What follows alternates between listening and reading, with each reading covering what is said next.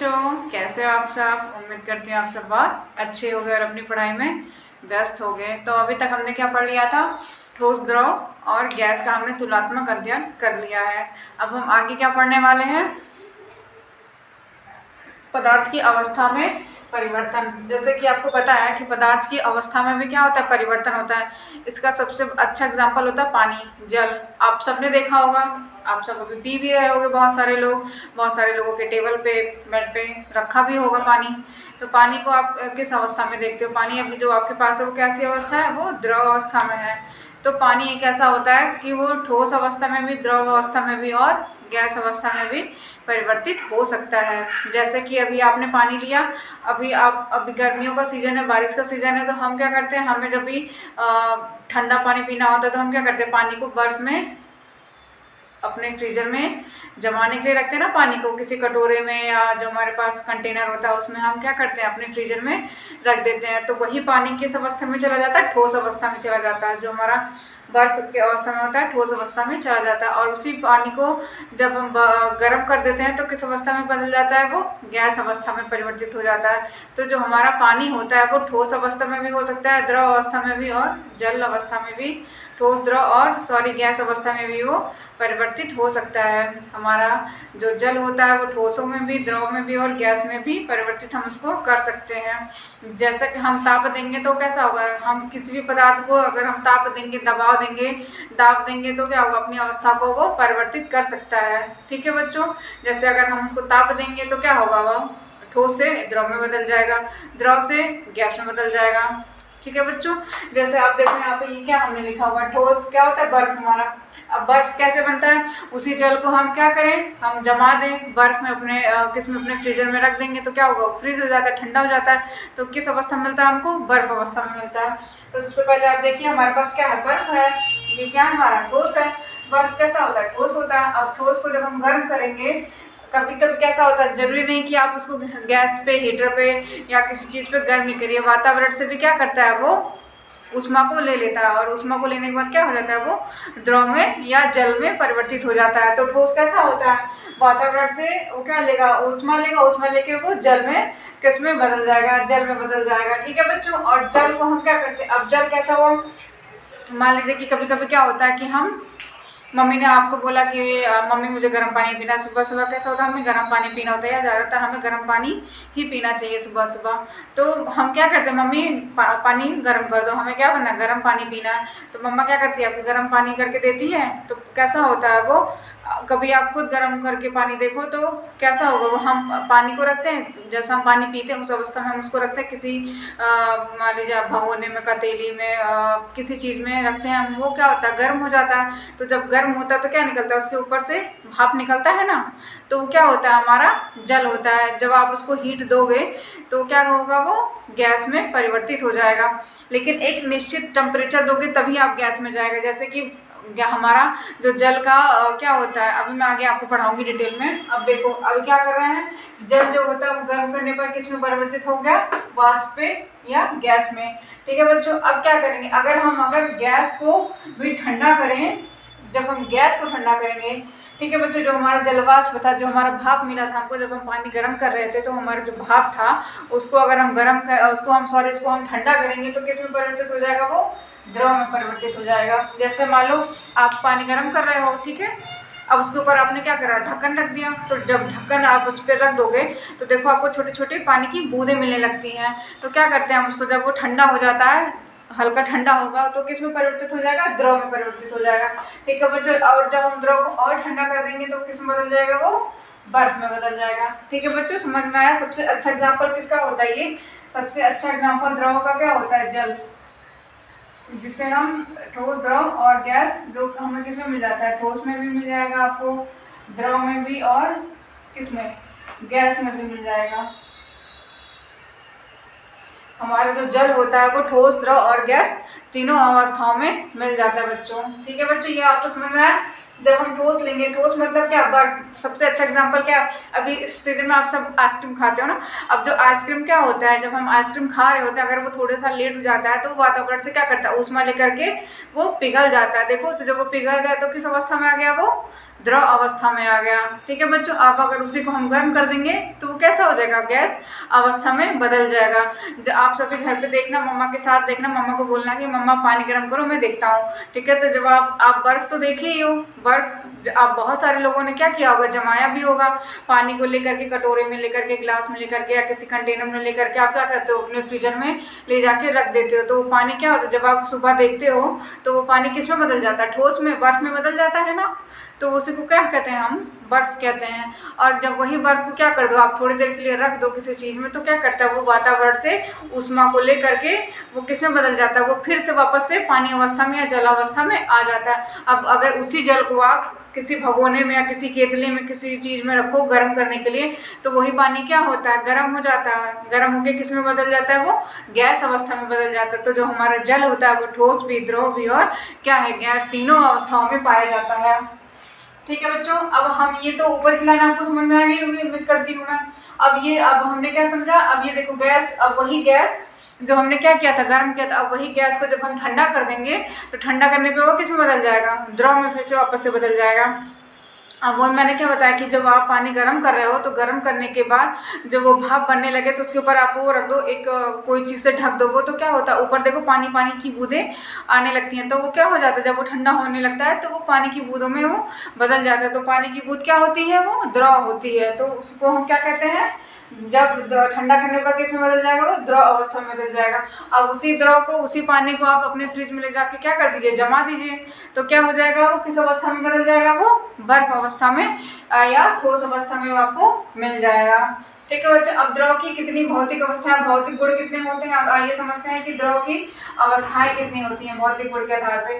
तो जब हम तापमान डालेंगे, मतलब इसका तापमान का प्रभाव, जैसे मान लीजिए आप किसी चीज़ पे, किसी पदार्थ पे सिर्फ तापमान डालो और वहाँ पे क्या करो, दबाव को या प्रेशर को, जो हमारा दाब होता है या प्रेशर होता है, उसको हम एकदम ही कम कर दें, या उसका हमारा उससे हम कोई लेना देना ना हो, हमारा सिर्फ तापमान से लेना देना, और दबाव से हमारा कोई लेना, दबाव को हम क्या करें, स्थिर रख दें, कांस्टेंट रख दें कि उससे हमको कुछ मतलब नहीं, हमको दबाव नहीं देना है, हमको सिर्फ क्या देना है, हमको सिर्फ उसको टेम्परेचर देना है। तो हम अब क्या देखेंगे, जब हम टेम्परेचर देंगे तब हम देखेंगे कि पदार्थ में क्या परिवर्तन हो रहा है। आइए देखते हैं कि जब हम तापमान डालेंगे किसी पदार्थ में तो क्या होगा। देखो गलनांक, पहला क्या हम देख रहे हैं, गलनांक। ठीक है, गलनांक मतलब मेल्टिंग पॉइंट।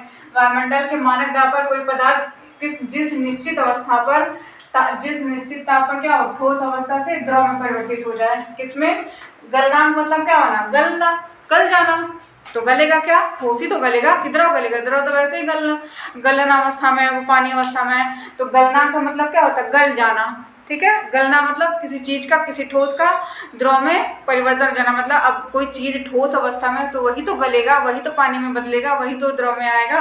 तो गलने के लिए क्या होना चाहिए, ठोस होना चाहिए, तभी तो वो गलेगा। जैसे हम बर्फ लिए थे, वो क्या था, ठोस था, तो वो गल के क्या आ गया, द्रव अवस्था में आ गया। तो गलनांक का जैसे मतलब ही लिखा हुआ गल जाना। ठीक है, मेल्ट हो जाना। कैसे हम दुकान से चॉकलेट लेकर आते हैं तो कैसा होता है, वो मेल्ट हो जाता है, मतलब पिघल जाता है। तो गलनांक मतलब गल जाना, किसी चीज़ का जो ठोस अवस्था में हो वो किस अवस्था में बदल जाए, द्रव अवस्था में बदल जाए, उसको हम क्या कहते हैं, गलनांक कहते हैं। ठीक है बच्चों, गलनांक मतलब गलन, मतलब गल जाना। ठीक है, इसी को हम क्या कहते हैं, मेल्टिंग पॉइंट कहते हैं। इसका मतलब क्या होगा, गलनांक मतलब कोई भी, और ये क्या होना चाहिए, एक निश्चित ताप होना चाहिए। निश्चित ताप पे क्या होगा, वो ठोस अवस्था से किस में परिवर्तित हो जाएगा, द्रव अवस्था में। उसी को हम क्या कहते हैं, गलनांक कहते हैं। ठीक है बच्चों, अब हिमांक क्या होता है, हिम मतलब क्या होता है, हिम मतलब बर्फ होता है। तो बर्फ को क्या मतलब, अब बर्फ क्या बनेगा, ठोस बर्फ बनेगा, वो तो वैसे ही बर्फ अवस्था में है। तो बर्फ अवस्था में लाने के लिए हमें क्या करना होगा, द्रव लेना होगा। तो द्रव ही क्या होता है, हमारे ठोस में बदल जाता है। तो क्या कह रहे हैं, वायुमंडल के मानक दाब पर कोई पदार्थ जिस निश्चित ताप पर क्या हो, द्रव अवस्था से किसमें बदल जाए, ठोस अवस्था में बदल जाए। तो कोई चीज़ द्रव है तो वही तो ठोस अवस्था में जाएगा। हमको क्या करना है, हिमांक से आप समझो कि हिम मतलब क्या होता है, बर्फ होता है। तो बर्फ बनाने के लिए हमें क्या करना पड़ेगा, कोई चीज़ जो किस में होगा, वो द्रव अवस्था में होगा, तभी वो किस में परिवर्तित हो जाएगा, हमारी ठोस अवस्था में। उसी को हम क्या कहते हैं, हिमांक कहते हैं। अब हमारा क्या, क्वथनांक मतलब बॉइलिंग पॉइंट। वायुमंडल के मानक दाब पर कोई पदार्थ जिस ताप पर किस अवस्था में आ जाए, द्रव अवस्था से वाष्प अवस्था में। क्वथनांक मतलब बॉयल, अब ऐसे आप समझो बॉयल करना मतलब कि उबालना, किसी चीज़ को उबालना। तो हम कैसे उबालेंगे, कब उबलेगा वो, जब वो द्रव अवस्था में रहेगा तभी तो उबलेगा, कि ठोस अवस्था में रहेगा। तो द्रव अवस्था से उबालने में हमको ज़्यादा आसानी होगी। जैसे हम पानी को क्या कर रहे हैं, उबाल रहे हैं, तो पानी हमारा क्या है, द्रव अवस्था है। तो द्रव अवस्था से वो किस में जाएगा बच्चों, वाष्प अवस्था में। द्रव अवस्था से हमारा वाष्प अवस्था में जाए तो उसको हम क्या कहते हैं, क्वथनांक कहते हैं। मतलब बॉयल करना, किसी चीज़ को बॉयल करने के लिए किस अवस्था में होना चाहिए, द्रव अवस्था में होना चाहिए। तो हम द्रव, जब वो द्रव होगा, द्रव को जब हम बॉयल करेंगे तो किस में जाएगा, वो गैस अवस्था में परिवर्तित हो जाएगा। उसी को हम क्या कहते हैं, हमारा उसका नाम क्या है, क्वथनांक या बॉइलिंग पॉइंट इज। और जो हमारा क्या होता है, पानी का बॉइलिंग पॉइंट कितना होता है, 100 डिग्री सेल्सियस। जब हम उसको टेम्परेचर देंगे तब किस में हो जाएगा, वो बॉयल होने लगता है। ऐसे ही हमारा क्या होता है, हमारा जो फ्रीजिंग पॉइंट होता है वो 0 डिग्री सेल्सियस। जब हम उसको ताप देंगे तब क्या होगा, वो बर्फ में जमेगा। ठीक है बच्चों। अब क्या कह रहा है, गैस का द्रव में परिवर्तन क्या होता है, ये जब ताप कम कर दें। ठीक है बच्चों, जब ताप को हम क्या करें, कम कर दें और दाब को बढ़ा दें। यहाँ पे हमने ये तीनों क्या पढ़ा था, गलनांक, हिमांक और क्वथनांक। इसमें हमने क्या दिया था, टेम्परेचर दिया था। इसमें हमने दबाव को बिल्कुल कांस्टेंट रखा था। हमने दबाव को नहीं, हमने दबाव के साथ छेड़छाड़ हमने नहीं किया था। हमने सिर्फ ताप को यहाँ पे बढ़ा करके घटा करके हमने देखा कि ताप का क्या प्रभाव पड़ता है। अब हम क्या कर रहे हैं, इसमें हम क्या करेंगे, ताप को हम कम कर देंगे। ठीक है बच्चों, ताप कम कर देंगे और क्या करेंगे, दबाव को बढ़ा देंगे। तो कैसा होता है, जैसा कि आपको पता है कि गैस के अणु कैसे होते हैं, गैस के अणु बहुत दूर दूर होते हैं। तो इनके बीच में क्या होती है, जगह होती है। तो जितनी ज़्यादा जगह होगी उतना ज़्यादा क्या होगा, अंतर आणविक बल कम हो जाएगा। ठीक है बच्चों। अब हमें क्या करना है, हमको गैस को द्रव में परिवर्तित करना है। तो हमारे गैस के अणु कैसे होते हैं, बहुत दूर दूर होते हैं।